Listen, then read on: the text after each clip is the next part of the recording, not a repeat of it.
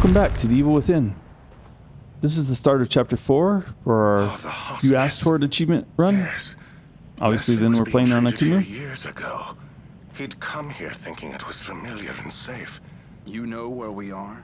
Just ahead is the hospice my brother runs. He'll take us in. That didn't answer my question. I honestly don't know. For all I know, I'm losing my mind and you're just a delusion.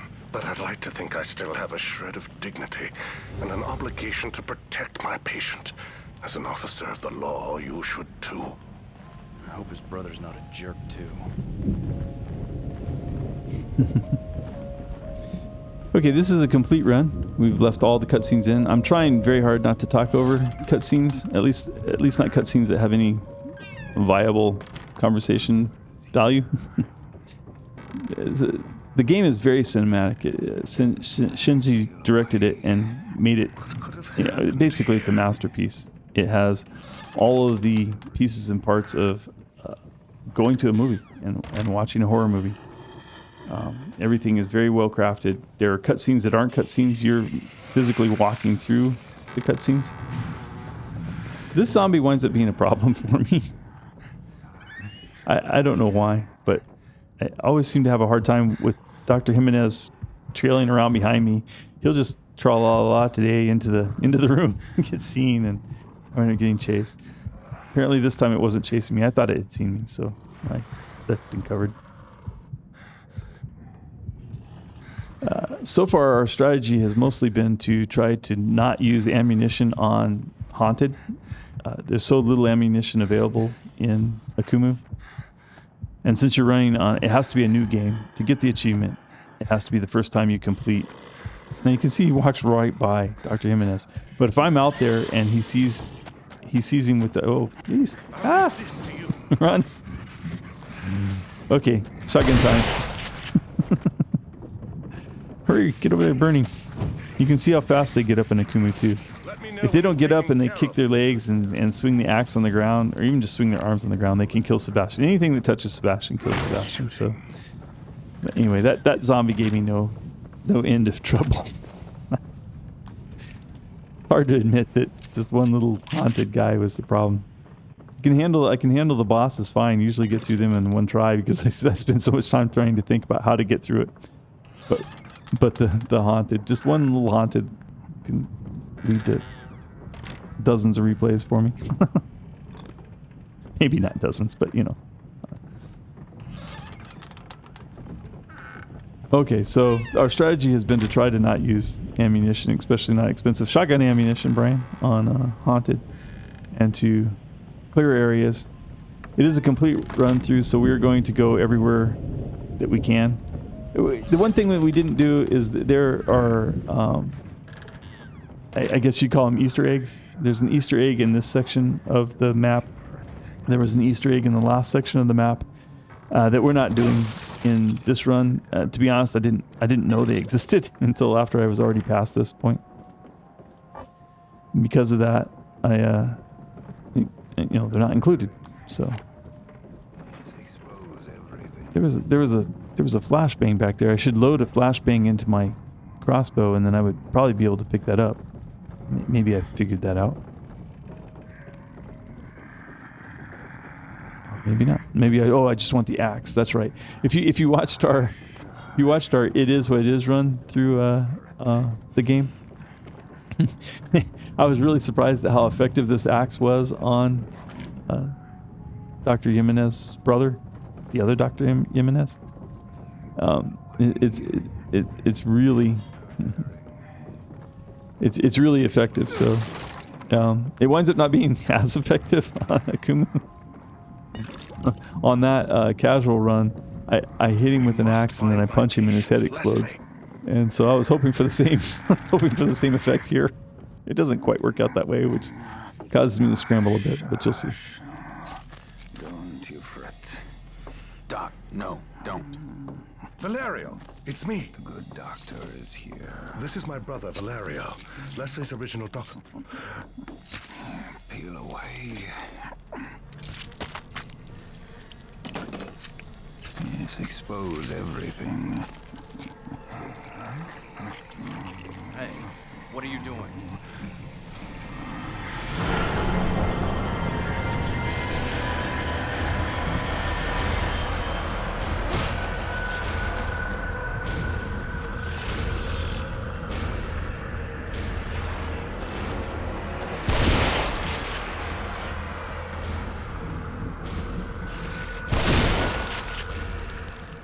Now, to be fair, I didn't actually hit him in the head with the axe, so maybe it would have if I'd, you know, I was standing back a little ways.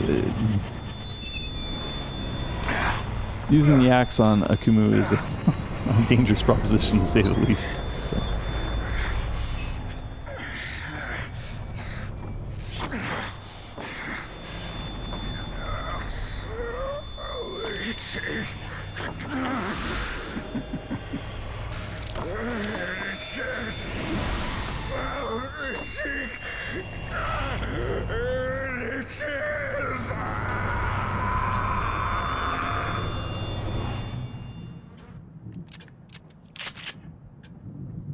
How could he have done that to Valerio?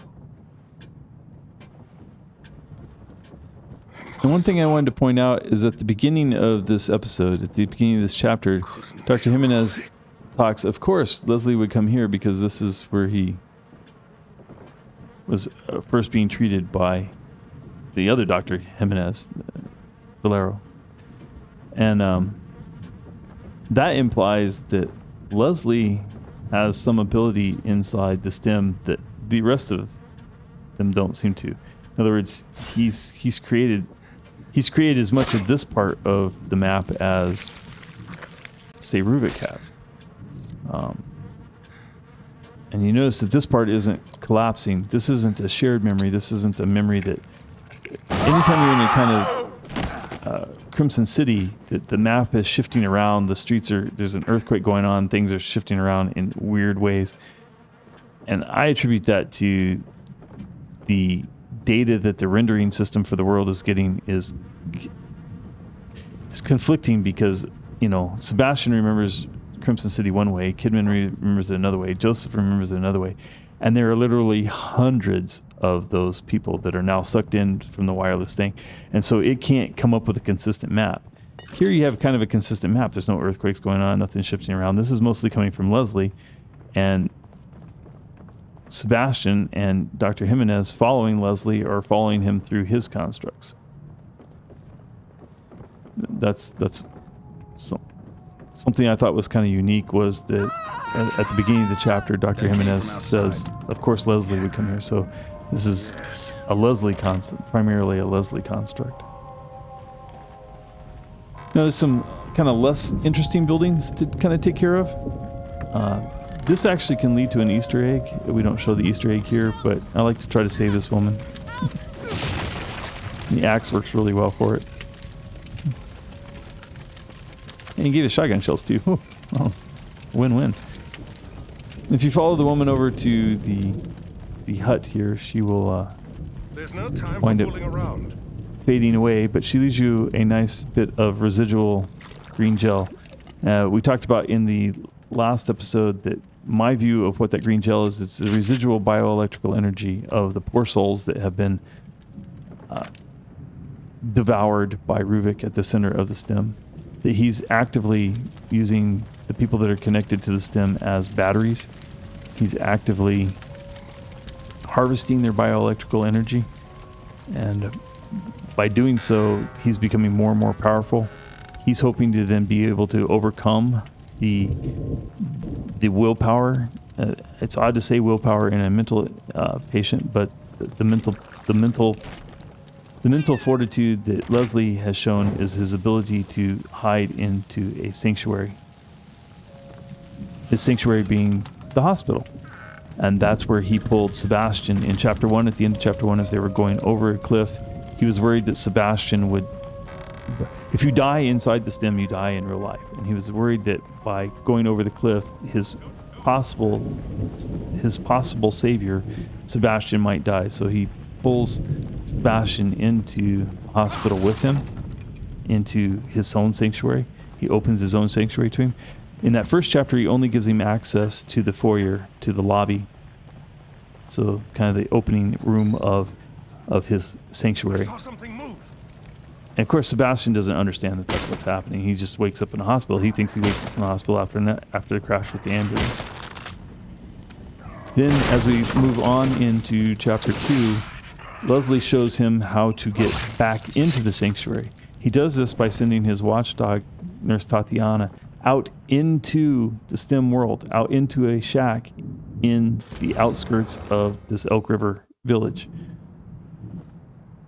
I mean, that's such a powerful statement to me. That's Leslie showing Sebastian how to get into Leslie's sanctuary, the hospital.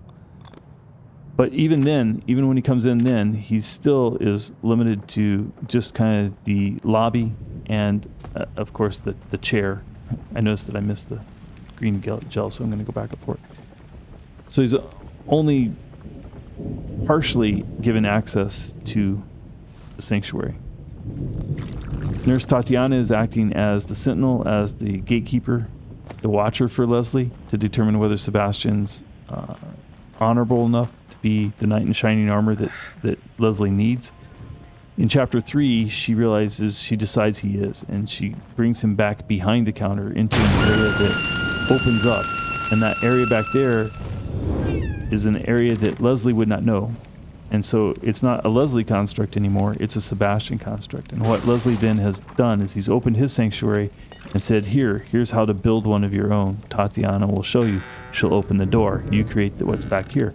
So he creates a police station back there, basically a war room with a map on the wall, files on the table, computers, and a set of police lockers that Tatiana tells him if you use these keys, you can open the police lockers. The police lockers have things like you would find in police lockers, ammunition and things like that. Ruvik is draining all the people, and most of them, he's been fed a whole bunch of mental patients that were kind of unstable to start with. He's drained them pretty completely. But now that the wireless system is turned on, they've inadvertently sucked in hundreds of more people that were in the surrounding area. Villagers note. They got Norman. His cries for help just cut off. I can hear screaming every night. If I don't stay hidden, I know I'll be next. And he's draining them. So he's not completely focused on, the new arrivals of Sebastian, Kidman. He's not focused on that at the moment because he's got so many other things to drain the bioelectrical energy from. He's even gotten a little sloppy. You see that from time to time when Sebastian kills a haunted, there's a little pool of residual bioelectrical energy left behind.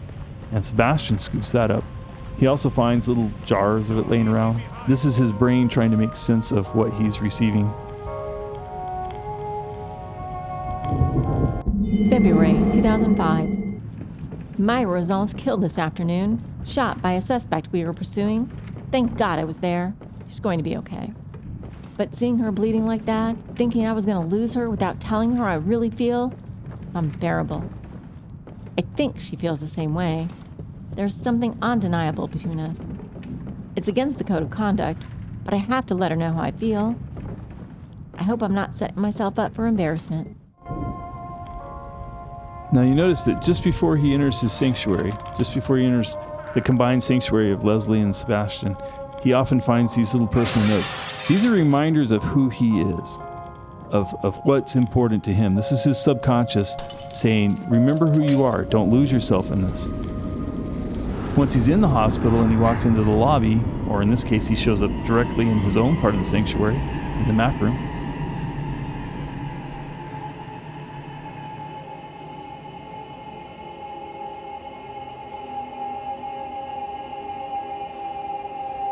I mean, doesn't this not look like a police station to me? It looks more like a police station than it looks like a hospital to me. I mean, it could be a break room, but there's all these, file folders and things like, file lockers and stuff like that.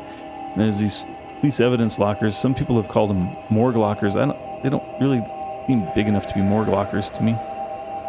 But just my opinion, that they're police lockers and that the part back there is Sebastian's sanctuary.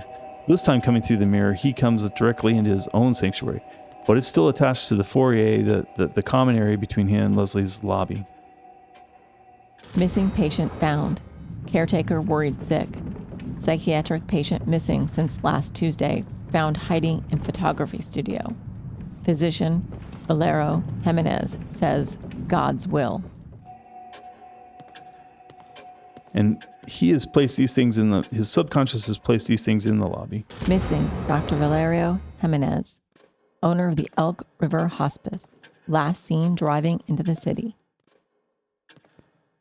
And these are hints that come from past missing persons investigations, from this pile of documents that his wife Myra gave to him as a reminder that maybe the death of their daughter in an arson fire was an arson fire and not an accident.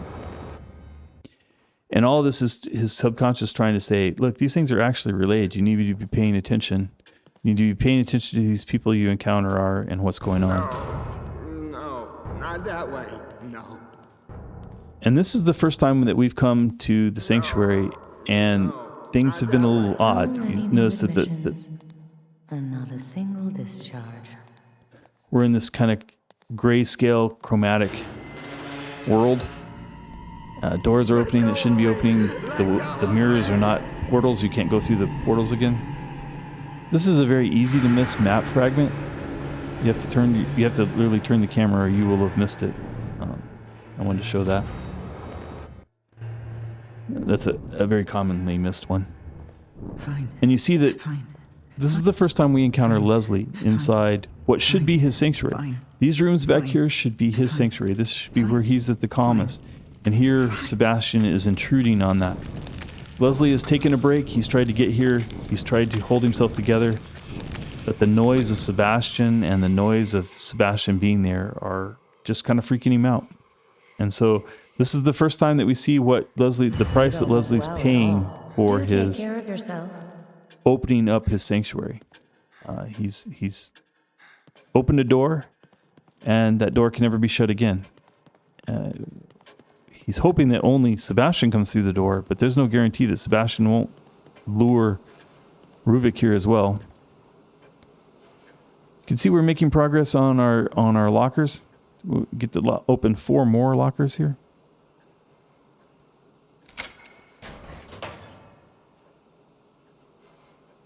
And you see it doesn't look big enough for a body to me, but it holds ammunition. It holds things that you might find in a police evidence locker.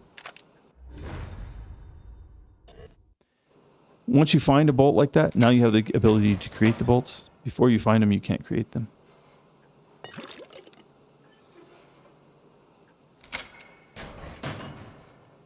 Shock bolts wind up being almost one of your most powerful tools in the whole playthrough. And they become critical to us getting through it for sure. Okay, once you've uncovered everything you need to uncover, and the world goes back to this. It's kind of muted, but it's clearly in color and not just grayscale now. Then the mirrors will open back up and you can leave. We're going to do some more upgrades. I made the mistake of thinking. I know that the harpoon bolts are uber powerful. Those are very, very strong weapons. I was thinking that there's a part in chapter 13, where you go through an area that has a room filled with flammable gas. And I did not want to have incendiary bolts there. In our It Is What It Is run, I struggled greatly with getting silent kills, stealth kills of the zombies that are walking around in that area, patrolling that area. And so I was working very hard to not to have regular bolts that I could kill them with one shot in there that weren't incinerated, because obviously you can't shoot an incendiary bolt in that area. Turns out that that's not the way that part of the game works in Akumu. It's a whole different beast. And you'll see that when we get there. So you'll see me purposely not upgrade the harpoon bolts to incendiary bolts. Incendiary bolts would be very useful in the sense that they would be one-shot kills on almost everything except for, sadist and above. So it was a plan I had right from the beginning, and I executed it perfectly, and then it turned out to be a complete waste of time. And as we get towards chapter 6, I'll explain some things that you might want to have done differently with your crossbow bolt. If you're following along at this point, know that upgrading the crossbow bolt, the harpoon bolt specifically, at this point is not necessarily useful. It may be counterproductive, in fact. We get through it. So, you could follow what we did, and we focused on accuracy of the handgun first, because we knew we were going to be using it a lot, and we need it to hit what we were aiming at. So that was critical to us. Then we focused on. We also knew that we wanted the bolts up powerful because we wanted to be able to hit something hard. So you'll start seeing us now that the bolts are up to number 4. You'll see us start working on critical hits for the handgun, as well as firepower for the handgun and the shotgun. Increasing the power of the other bolts, the electric bolts, especially the flash bolts. We use the flash bolts quite a bit early on. Later on, it becomes almost exclusively electric bolts. We stick to the strategy of trying not to use a whole lot of ammunition on Haunted, to try to kill them with stealth or the environment, and to fight the larger beasts as effectively and efficiently with ammunition that's styled to them. You'll see that here, this is the first time you're going to encounter the invisible creatures, and this strategy is my favorite strategy for all things invisible. Light them up. Light them up. Got stuck on a stool there. I got kind of nervous because I got stuck on the stool for a while. And then, jam a knife into the brain. They give nice residual bioelectrical energy there. So my opinion is if you find something like that, 1,000 bioelectrical energy in a foe that you killed, that was placed there by Ruvik. Ruvik created that creature, gave him that bioelectrical energy, and sent him after you. So every time you do that, you really hurt Ruvik. You can see the little pools that he finds are usually those little tiny ones. Now something that's tucked away in a drawer might be 300, 500. Occasionally you'll find 1,000 or more, but usually those are just small pools, and the Haunted usually only give you 100 as well. The stairs are gone. We must be collectively losing our minds. Losing our minds. Losing our minds. Losing our minds. Losing our minds. Losing our minds. Oh God, no.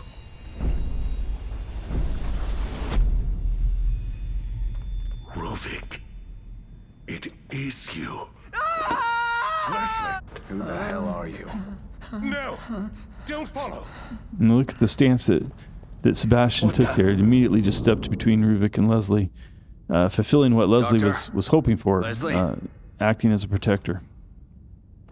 Fuck. Ruvik's main goal, of course, is to gain enough bioelectrical energy that he can overcome the power of the mental fortitude of Leslie, that he can break into Leslie's sanctuary. Leslie has weakened his sanctuary by inviting Sebastian in, but it's still strong enough there that Ruvik couldn't directly take him, especially not with Sebastian staying there. So he's going to isolate Sebastian again, pull him into another part of the world. This clearly is not part of the world that, Leslie created, because this is a mess. This is a bloody mess. This bloody mess is brought to you specifically by Ruvik. Sebastian, of course, is still adding some of his own flair to it since he's here. His subconscious is adding to the area. So some of the gore is probably Sebastian's subconscious interpretation of what he knows Ruvik has done, or what he thinks Ruvik has done. But some of it's just Ruvik trying to overwhelm Sebastian. And he's going to try that here with a horde of, and I do mean a horde of zombies. It took quite a bit of time to get this strategy fine-tuned and working. My original goal had been to use the lever trap over to the side, but as it turns out, this is where you find that the electric bolt is your friend. You can debate. There's two things that come with upgrading electrical bolts: the amount of time that they are, the amount of time that they're held in that where you can burn them, and the amount of the area that they burn them over. The time is your friend. The area, oddly, is not. Now, by tripping that tripwire, I was hoping that tripping that tripwire causes bolts to come down, going the other way. If you go through it running the other direction, the bolts will hit you, but going through it that way, bolts will come behind you. So I was hoping to kill somebody by waiting for them to try to get up on that platform, tripping that wire. hiding most of the things in there. There's actually a false Ruvik out there, so you need to be very careful about not being seen by him, because when he sees you, he will let loose the. If you run, you can actually make that jump, but there's no jump button. But if you're running when you hit the edge, if you were running a little bit before and then running at the edge, he will jump over. I failed. This lever is not as immediate of a trap. It drops this, which can be dangerous for you. And there's also one down there. Now my goal here is to draw Ruvik into this room. There's a false Ruvik out there, like I said, and you really can't let him see you and be on level ground with him, because the lower hands will come and kill you. They're so incredibly fast. You can shoot them with a shotgun, but you know, that just pauses them because they go away and he immediately sends out more. So facing these false Ruviks is a real problem. Now what I had found, it took me, like I said, it took several tries to get all of this lined up and to get this whole strategy together. The first strategy was the electric bolts burn the mass of them out there, to then use that tripwire if I could catch any more coming across that way, but to not stay out there too long because otherwise Ruvik will see you. But usually that explosion in past iterations, when I say iterations, they weren't past runs, they were me trying to get through this. in past tries, what would happen is when I would use that bomb to kill that one that came up there, often there was more than one, but I think I caught more of them with the tripwire out there than I normally did. But normally that explosion makes enough noise that Ruvik comes, and he comes in the door that you can see kind of at the bottom right corner of the screen there, underneath. It's not there now, but underneath where Sebastian is staying. He normally comes in that door there, kind of to Sebastian's right. And as he walks out there, then I shoot him with the harpoon bolt. Our harpoon bolts are now they're power 4, and so they're a one-shot kill on even the false Ruviks. So there's a reason to have them upgraded like that. They are very powerful. They but it's sort of like the electric bolt. Early on, when it does a small area, so they're nice and clumped. So when you throw down the match, it burns them all, because anything that was caught in it is within touching distance of each other, and it burns them. But it's the time. So it's a real trade-off. Do you want them to be frozen longer so that you can get to them? I've decided that he's not going to come. Maybe if I draw him over there, I can get him to come. I'm just too terrified to go out and try to face him mano a mano at this point. I wanted to draw him. I want to draw him in here and then shoot him from up here. But I guess I'm probably about to give up on him actually coming in here. I was saying about the electric bolts. When you upgrade them, and they will hold them longer, but they will spread out over a longer distance. And if you're not careful, it may take you 2 or 3 matches to clear everything that it freezes. But the animation of throwing the match takes so long, and the burning. It's really odd. If you burn a zombie that's near the bolt, then the bolt burns and the electric field goes away. So it winds up being a problem if it catches them too far spread apart. You have to be very careful about the order that you approach them in. So here's me pulling my big boy pants and going outside to find out if I think I can kill him. And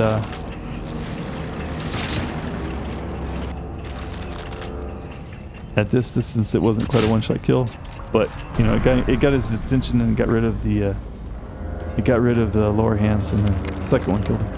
So it worked. I guess I should have put on my big boy pants and gone out sooner. Maybe it would have been not quite as long up there, but then we wouldn't have had the chance to talk about the relative efficiency of the bolts.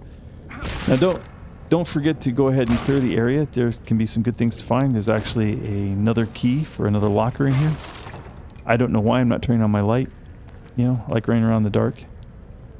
The light was really bugging me from the camera perspective of it. It kind of glares on the camera. You have to pull this lever twice. You pull this lever twice. The second time, a little statue with a key drops out, and you can pick that up.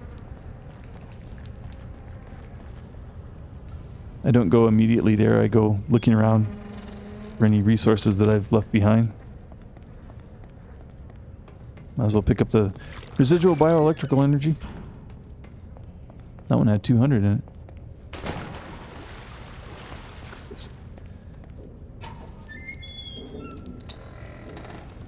But yeah, normally there's a switch that a tripwire that goes right across the room right there. If you run at it going this way, the bolts come and they will kill you. But if you run at it going the other way, it kills what's behind you. So you can see how effective it was actually that time.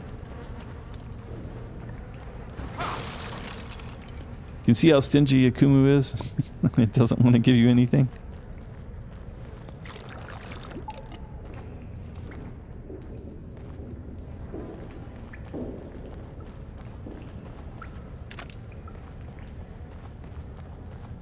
Oftentimes I will harvest an area before I bring the zombies into it, but this time you wind up having to run around to look for their bioelectrical energy anyway. But so getting rid of the blood swell gives you access to that grenade if you need one. There are bolts laying around. We use 2 on Ruvik, so we can pick 2 up. And our key. That was a prize goal. But you can see as soon as Sebastian acted as a protector for Leslie, stepped between Ruvik and Leslie, Ruvik decided he needs to separate the two. Pulls Sebastian over here.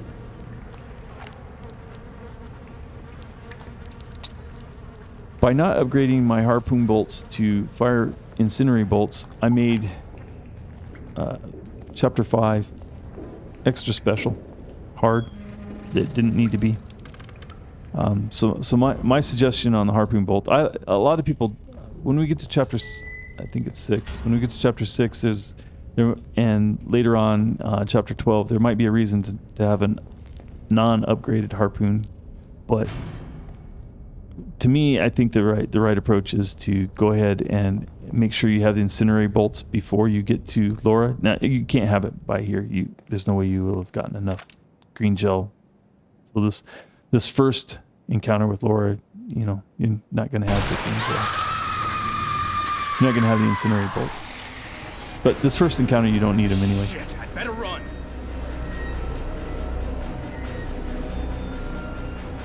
This was always so nerve-wracking. I hope that zombie comes out. The whole time I'm thinking, this is Akumu, there better be somebody opening that door.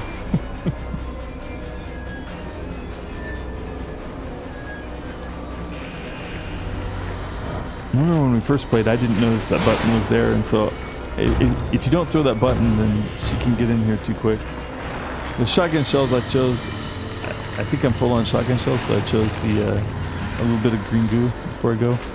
You need to be careful of these. Obviously, you can't hit them. You don't have time to disarm them. What is it with you? They're not real slow disarmings, but I don't believe on Akumu you have time to disarm them. What I found in here is I need to burn this body. If I don't burn this body, then when I get down, when the elevator ends, she jumps into it. If she jumps into it, I don't have time to get out the door. And so it ends before I even get started here. She's she's already coming. She was coming behind you and you wouldn't have time to get out. If I burn that one back there, she comes into that one, I can get over there and burn her. By burning her, that gives me time to step on this plate without her chasing me. Just step on it and then go. What I found is if you tried to just run straight through that there's just enough delay between you stepping on the plate and the bolts and the spikes coming up out of the ground for you to get to them. So that was the strategy there, was burn the body in the elevator, run, and burn her as she's coming into the other body. So you need to be comfortable with how to light the match to burn her coming out of a body. This is pretty much the end of chapter 4. We're going to come down here. Ruvik's going to appear. It's the same as it is in all the other difficulties. When you see him, don't waste a lot of time. Just turn around, run back up. You don't have to sprint. I mean, he's really just trying to scare you at this point. He's still trying to get some bioelectrical energy from you by terrifying you. And so he figures if you're running from him that you're terrified. Having just faced Laura and then facing him. No reason to not be terrified. Staircase is going to fall and you're going to drop straight into chapter 5, so that's going to end our video. I hope you've enjoyed it.